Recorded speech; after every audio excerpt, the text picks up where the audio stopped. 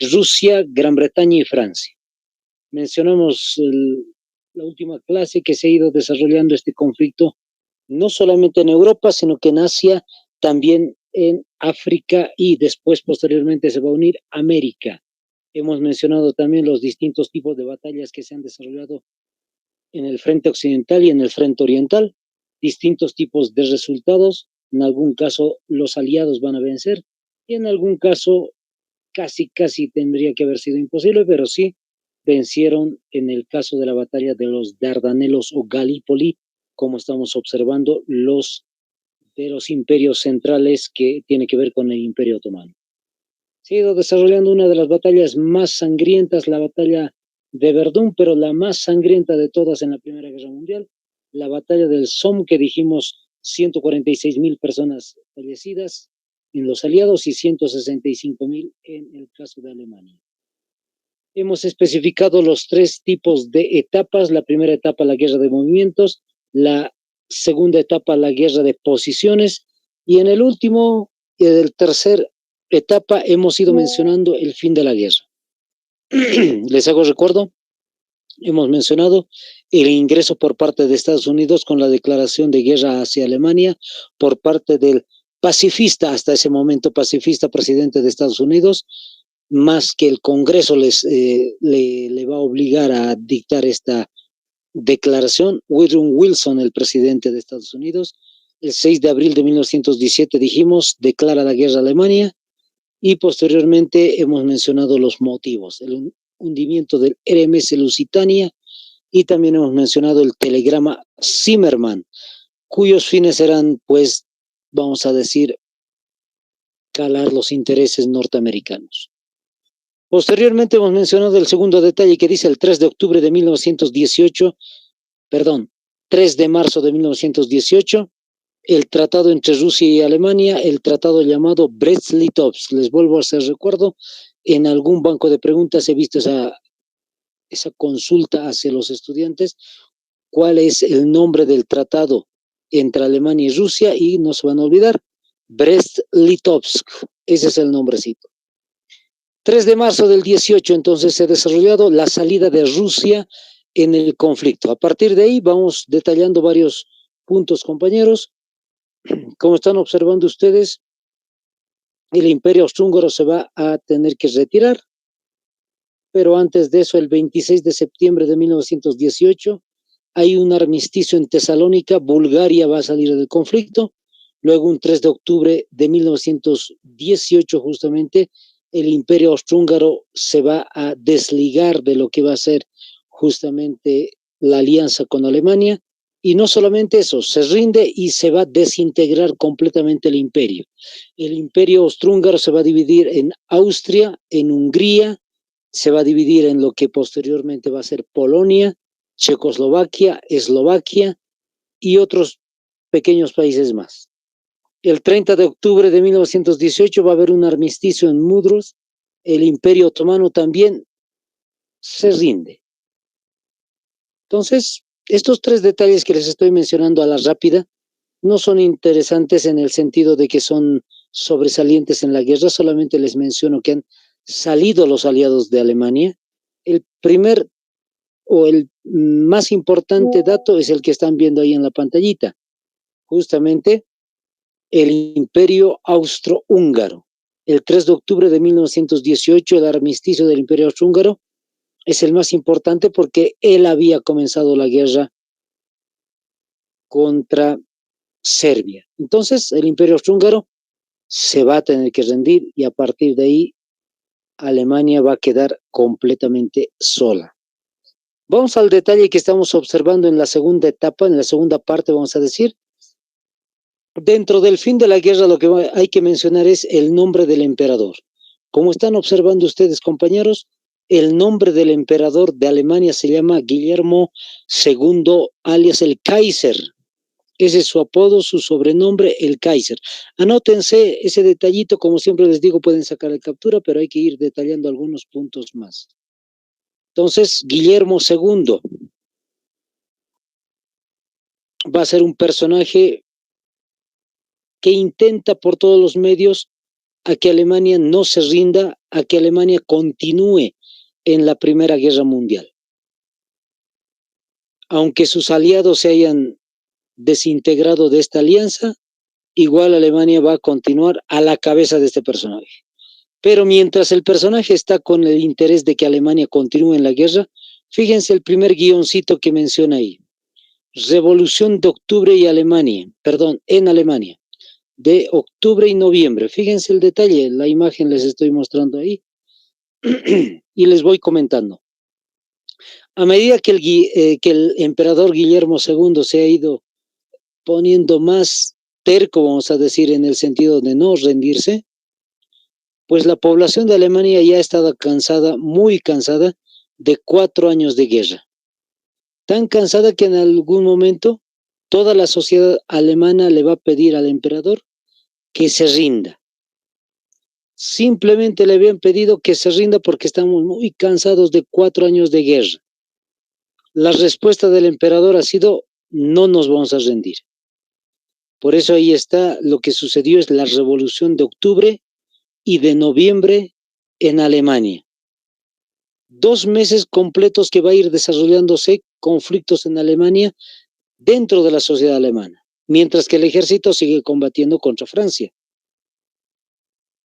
Pero no queda ahí, fíjense el otro detallito. El amotinamiento de los marinos de la flota de guerra de Kiel.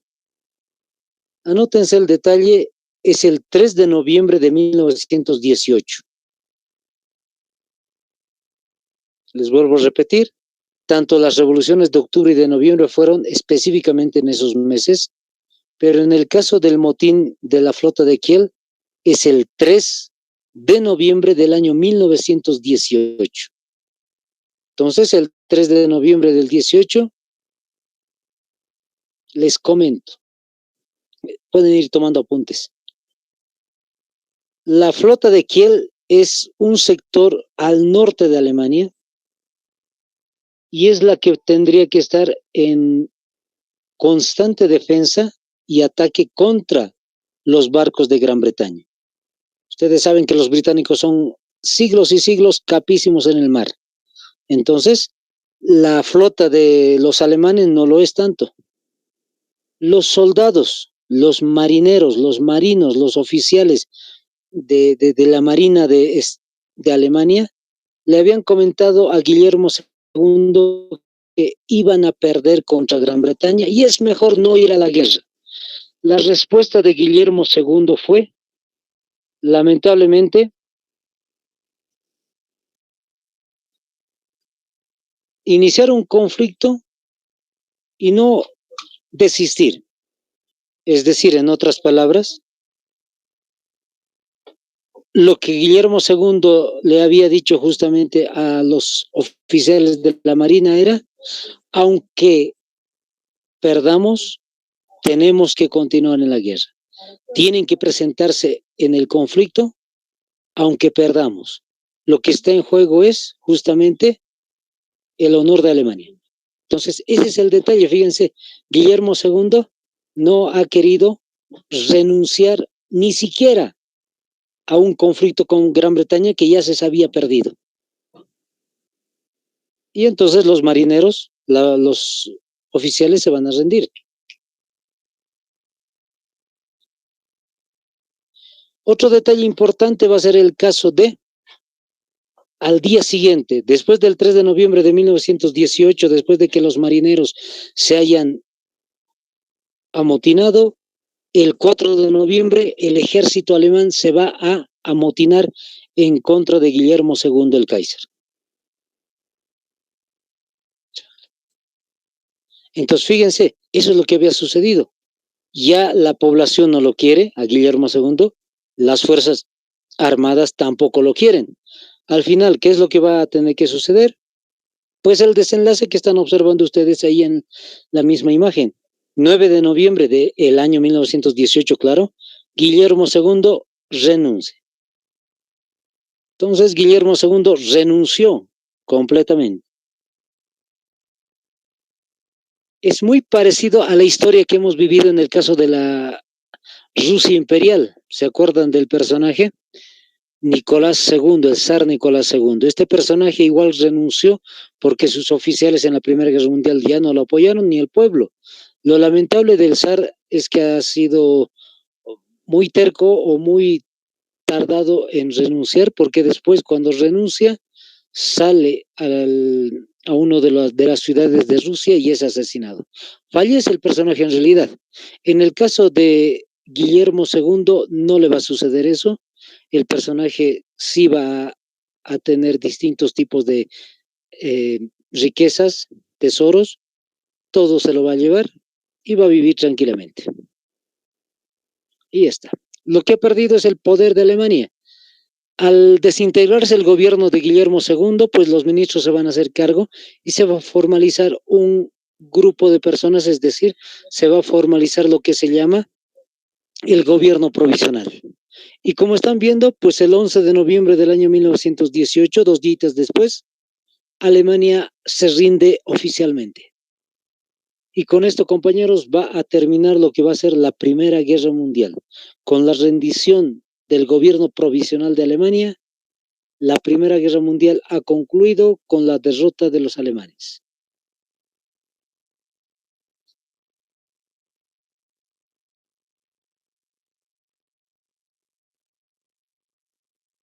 Otro de los datos importantes que hay que ir resaltando, lo estamos observando, compañeros, es la firma del Tratado de Versalles. El Tratado de Versalles es uno de los tratados más conocidos a nivel internacional, es decir, dentro de la historia, nada raro que les van a preguntar, compañeros. Después del fin de la Primera Guerra Mundial, ese 28 de julio del 19 se va a firmar el Tratado de Versalles en Francia. Anótense el detallito, 28 de julio de 1919.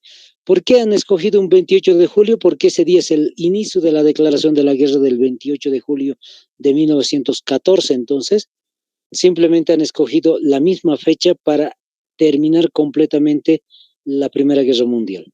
El Tratado de Versalles es el nombre que se le ha colocado. Les vuelvo a repetir, es en Francia, muy cerca de lo que va a ser París, la ciudad capital de Francia. Es en el bosque de Compiègne, como están viendo ahí, en ese vagón de tren. Ahí en ese vagón de tren, entonces, los alemanes van a ser humillados lamentablemente frente a los franceses.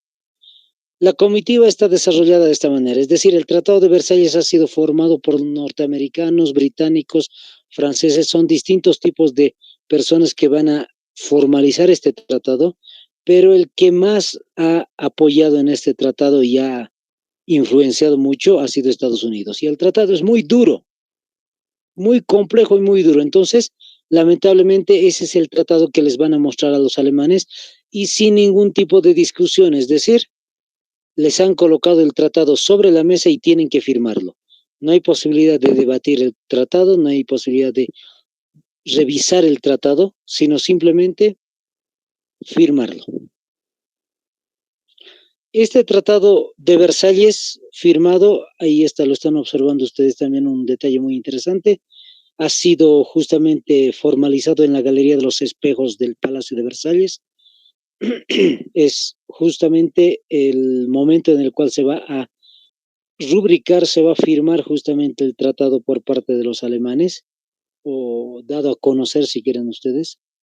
Y lamentablemente lo que va a suceder es esto. Vamos a ir anotando qué es el Tratado de Versalles. Número 1, al interior del tratado está el desarme militar. ¿De quién, compañeros? De Alemania. Anótense, el desarme militar de Alemania. Cuando comenzamos el tema de la Primera Guerra Mundial, hemos mencionado que justamente Alemania es potencia militar en ese tiempo. ¿Por qué? Porque tenía fábricas propias para construcción, vamos a decir así, de distintos tipos de artefactos para la guerra. Pero para el año 1919, pues al imponerles el Tratado de Versalles, lo que va a suceder es que todas las fábricas de Alemania tienen que ser cerradas.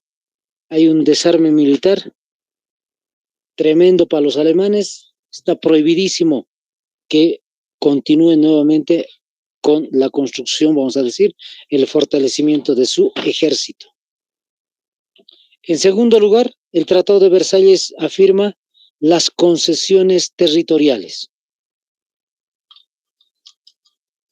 Cuando hablamos de las concesiones territoriales, estamos hablando de pérdidas territoriales.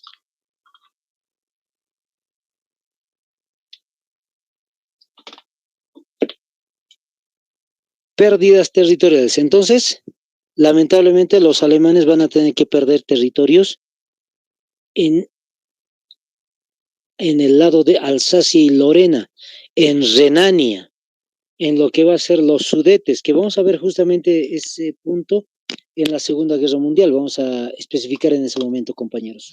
Ahorita solamente anoten que ha tenido que perder territorios Alemania. Y territorios ricos en oro, fíjense. Entonces, al no poder producir armamento y al cerrar fábricas, pues va a bajar económicamente Alemania. Al entregar territorios a otros países, va a ir bajando mucho más la economía de Alemania. Y el tercero, por si fuera poco, indemnizaciones.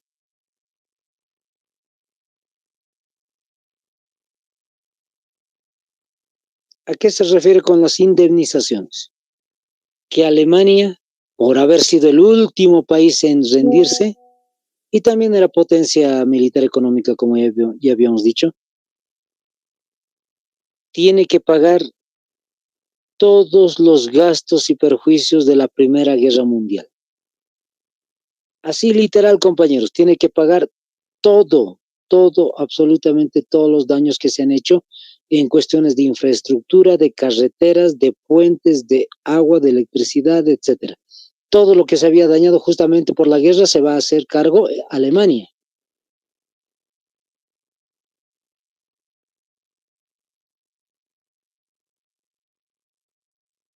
Listo.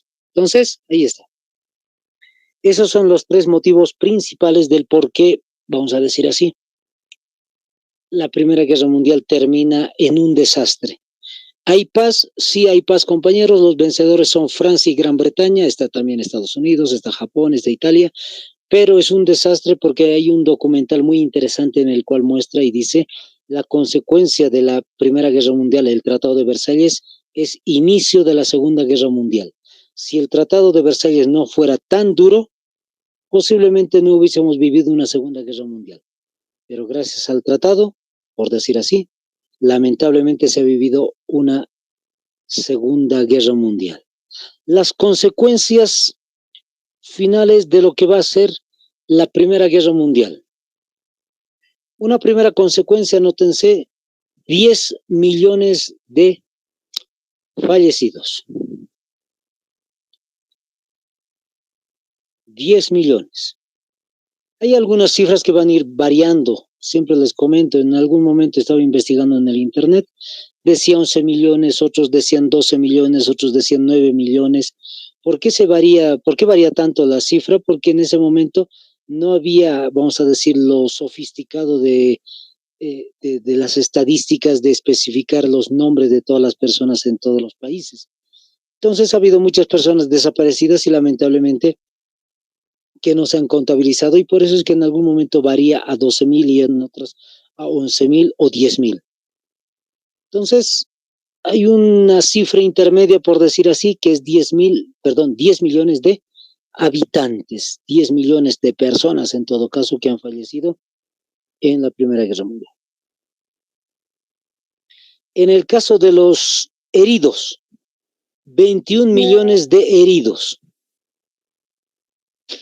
Estamos hablando de todo tipo de heridos, no solamente físicamente, sino estamos hablando también las personas que han tenido que vivir todo el desastre de la Primera Guerra Mundial y están mentalmente muy mal. Ha habido miles y miles de personas, lamentablemente, que han tenido que ir a tratar con psiquiatras los distintos tipos de problemas que tenían. Entonces, ese es otro tipo de consecuencia, 21 millones de heridos. Y finalmente la última cifra que tiene que ver con el número de desaparecidos. Anótense, de 3 a 4 millones de desaparecidos. Otra vez les vuelvo a repetir, de 3 millones a 4 millones de desaparecidos. Y con eso concluye, compañeros, el tema de la Primera Guerra Mundial.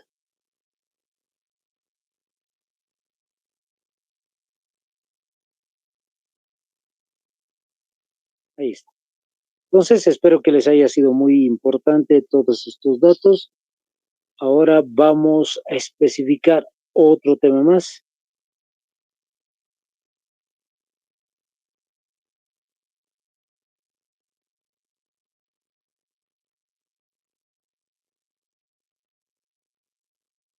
Pero antes de ingresar a este tema, compañeros,